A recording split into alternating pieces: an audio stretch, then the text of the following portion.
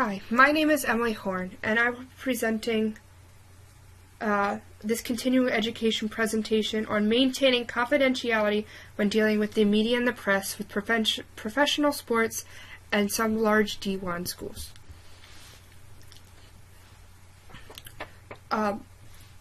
This issue is growing bigger every single year, with SportsCenter reporting on a new injury almost every day. And by just Googling sports injury, you will see thousands of results pop up in Google. These articles on these injuries are often over-sensationalized and leave these athletes trying to pick up the pieces of their career after leaks of their information. Did these athletes really want their information in the press? How did they get the info in the first place? Were the staff being HIPAA compliant, BOC standards of professional practice compliant, or were they just throwing that out the door for the sense of the fans have a right to know everything and it's just a part of the job? Many athletes have gotten frustrated with media over the years, including athlete Marshawn Lynch, who stated, "I'm only here so I don't get fined." In today's world, we as a society are used to having information with no more effort than a click of a button, a swipe of a screen, so on and so forth. We want to know what are our favorite celebrities doing, what they ate for breakfast so we can like it on Instagram, so on and so forth. Professional athletes and D1 athletes are celebrities in their own way, and many fans feel that it is their right to know how that player is doing, whether they're hurt, whether they're going to play that big game that they just paid $300 to attend. But our duty is not to the fans, it's to our athletes.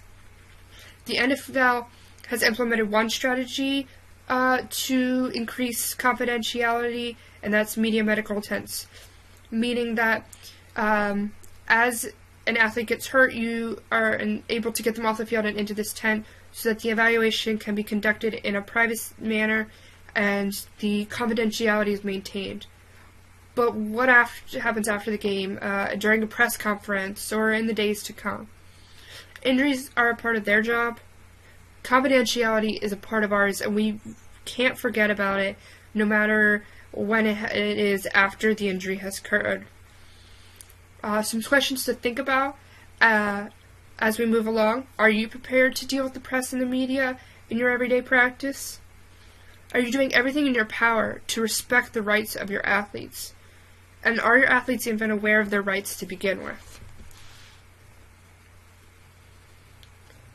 HIPAA law is a big component in confidentiality, and as for what it means for us as athletic trainers, well, it states that every healthcare provider who electrically transmits health information falls under HIPAA. Well, documentation is one of the 5 domains of athletic training, so that means we, as healthcare providers who document things, we fall under HIPAA. It also states that it protects all individually identifiable health information, whether it's recorded, shared, and kept. So everything falls under this rule, and those who do these things fall under this rule. It applies to all forms of records, written, verbal, electronic, social media, does not matter. It applies to all forms. And in order to disclose any information about our athletes' condition to those other doctors, to the front office, we need to to the media, we need to make sure that we have obtained specific written informed consent to disclose this information. Also, we need to make sure that we are giving minimum necessary. What I mean by that is the minimum necessary information is provided to those to complete the care of the athlete, other doctors and those and so forth. It's not just handing over the files as soon as they sign off. It is out, questionable, in to coaches. It is this athlete has a knee injury, or so on and so forth. It is not giving whole packets out to them if it is not necessary. Also, you must let athletes know of your policies regarding privacy. They must be informed of how you will conduct yourself when it comes to complying with HIPAA and other regulatory statutes.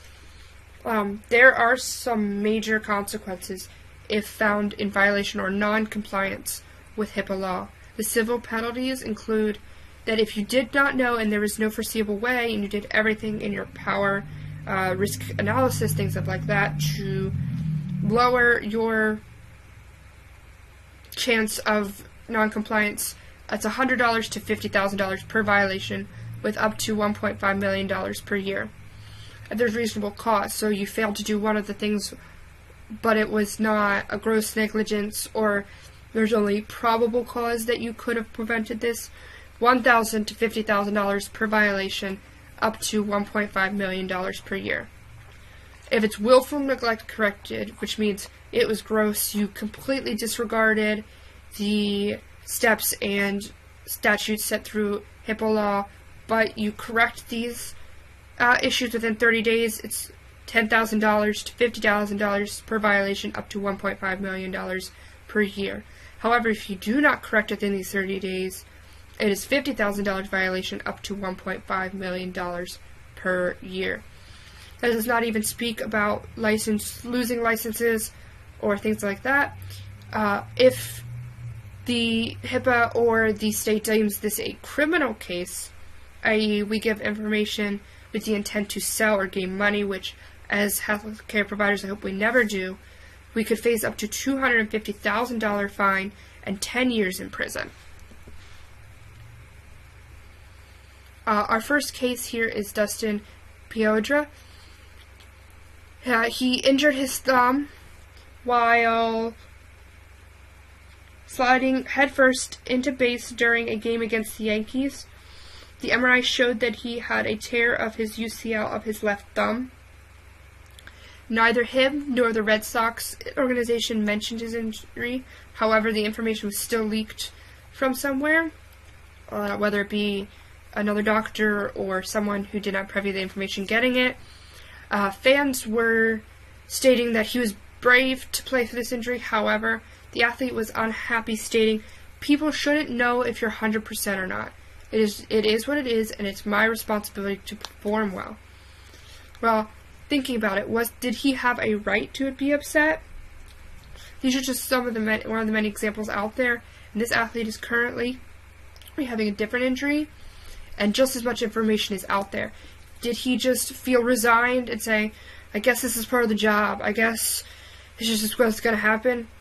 Did he get educated and said he was now okay with it, or was this information leaked again?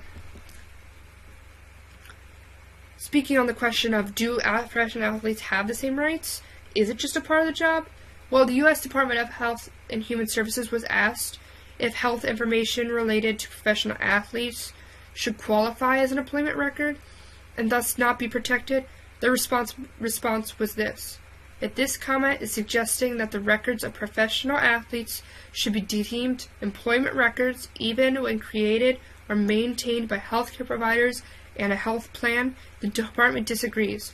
No class of individuals should be singled out for reduced privacy.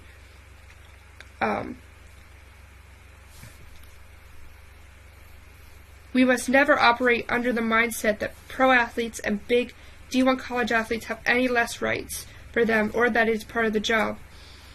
It is not that this information is not owned by anyone, therefore free to everyone. It is solely owned by the athlete, and it is their sole discretion whether they share it or not. And violating this sacred relationship between them is a direct violation of code of ethics and standards of professional practice.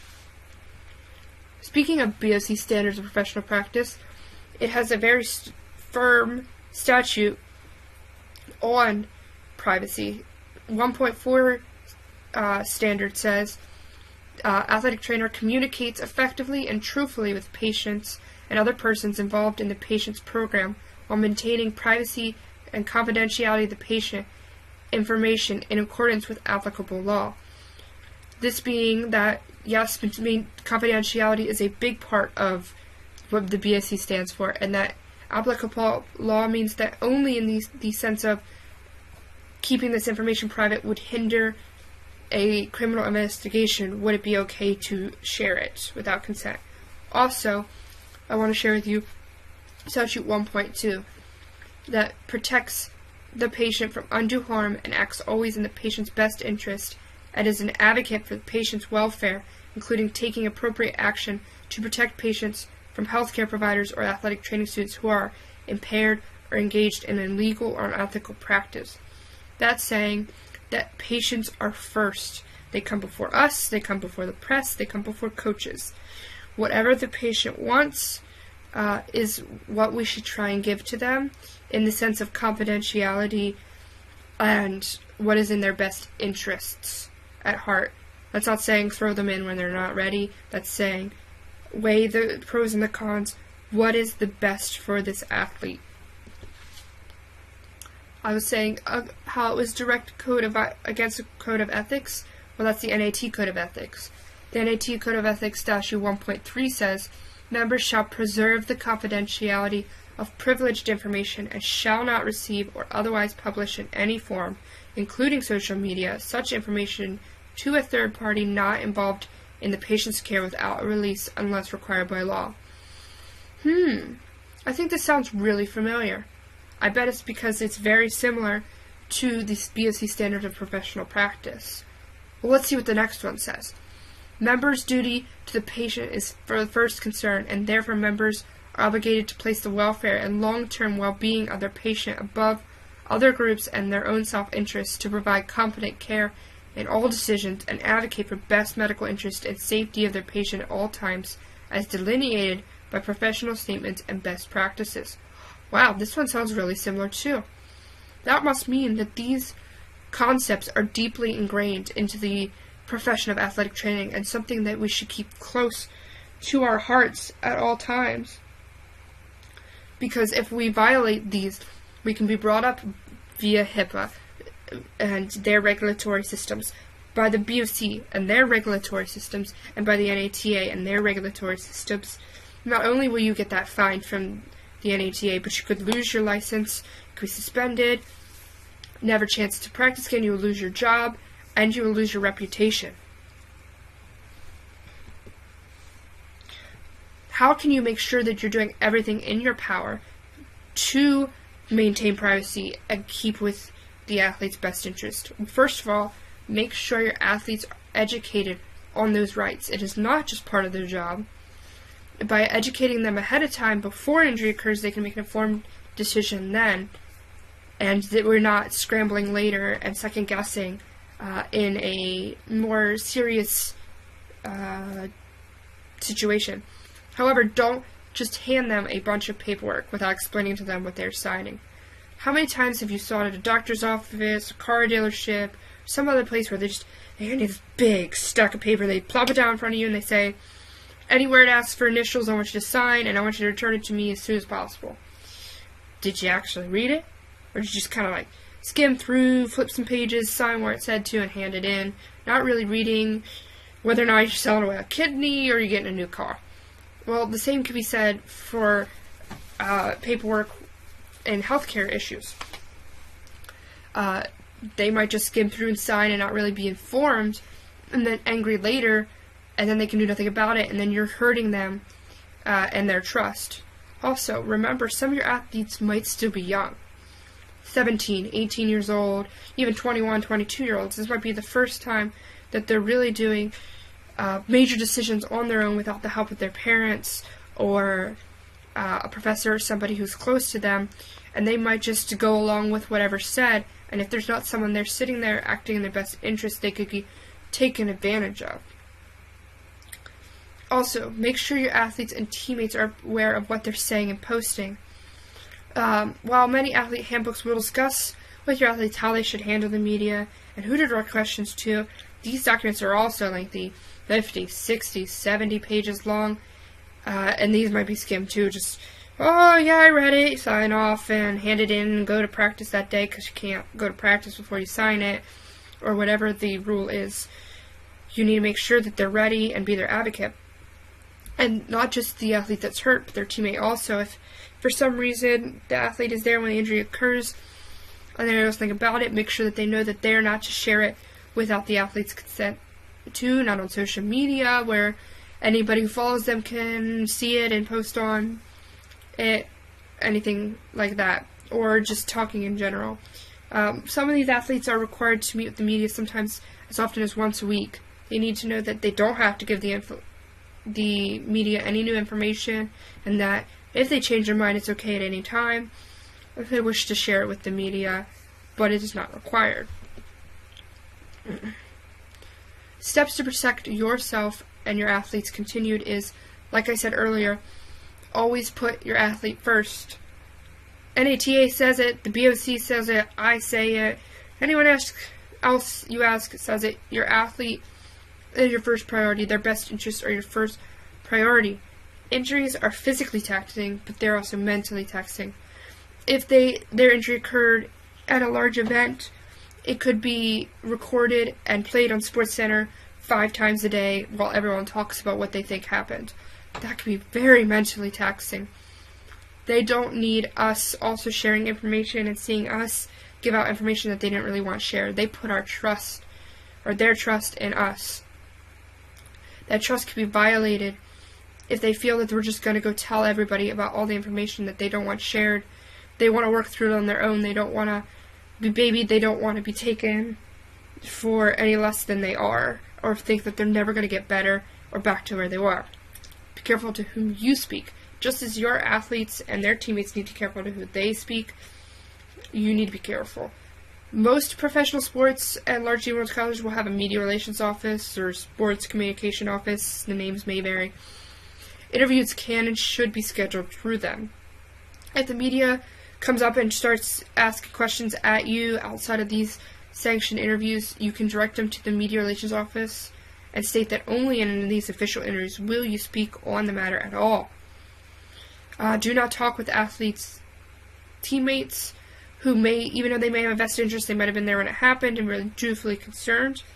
You can say, well, they're okay and we're working on it, but don't give a whole bunch of information. Don't just be like, yeah, this is what's going on, this is this and this, if you don't know if the athlete wants to know. Let the athlete tell their team if they wish, or talk about it, but only if they wish and only after they're informed. And also, make sure the front office and the coaches are on the same page, that they know what the athlete wants shared and what is okay to share and things of that nature, so that it's not, I didn't know, I didn't think this was going to happen, I thought it was okay, this is just part of their job, the media needs to know, or we'll get fined if they don't show up.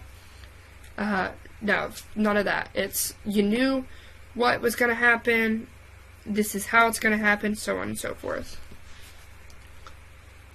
Our next case is Jason Pierre-Paul.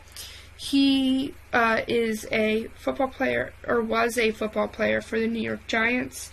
On the 4th of July, he was involved in a fireworks accident that occurred at his home. While recovering, some media outlets caught wind that their injury had occurred, and some reported he had a complete loss of his right hand, while others claimed a miracle non-injury. However, a little bit later, an ESPN reporter tweeted pictures of his actual medical records with correct information stating what the injury had happened. This was the first time anyone outside of his family and those doing his care knew what actually had happened to him, including his employers, the Giants. He shortly after lost his contract for a period of time and was only brought back for a fraction of the cost in only 1 year, and I believe they traded him if he didn't retire shortly after. And the ESPN journalist who leaked this information cited journalist privilege as a way to defend the act. And he didn't really get in trouble, I don't think. What could have been done better? Well, a lot of things. But first and foremost, things shouldn't have been posted on social media. You shouldn't post them. I really think the media shouldn't post on them. Teammates shouldn't post on them, and so forth. This will be seen as a lack of professionalism. And anyone who you're friends with or follow you now has this information and can give it to the press. You might think that, oh, hey, this is a cool injury, I want to share it with my colleagues, athletic training friends, things like that. But social media is not the place. Aunt Tammy or Billy Bob, whoever your friend is, might see this information and say, hey, look, my so-and-so works for that team, and she said this happened, and now the press knows, and it'll come back to you because you are informed, and you should know better. Billy Bob doesn't know better, Aunt Tammy doesn't know better, but you do. So just don't post about it at all, and save yourself the harm. Also, making sure all files are encrypted and kept private. Don't use unsecure devices. Don't leave out in the area where non-related people may have access. An athletic training facility is oftentimes a very open place with lots of chance for things to be seen. If you have a laptop open that has information on it, make sure it's in a locked area where no one who shouldn't have access doesn't have access. Paper records are in locked file cabinets. You're not using a device at home. You don't bring in records home with you, things like that. And don't look at files that do not belong to the athletes under your care, as you have no reason to.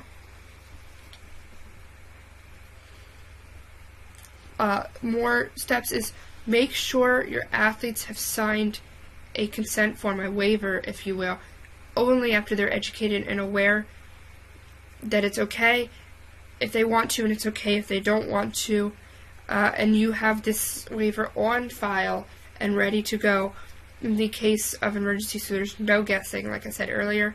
Also, be prepared to answer all questions that are asked by the media. That way there's no slip of the tongue, there's no, well, blah, blah, blah, and then you're like covering your mouth thinking, oh, I shouldn't have said that, oh my gosh, I wasn't prepared.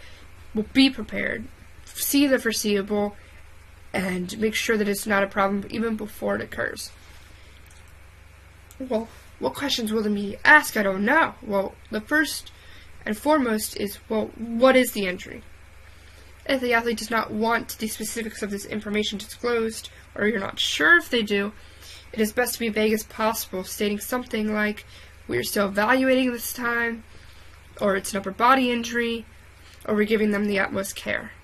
Well, how did it happen?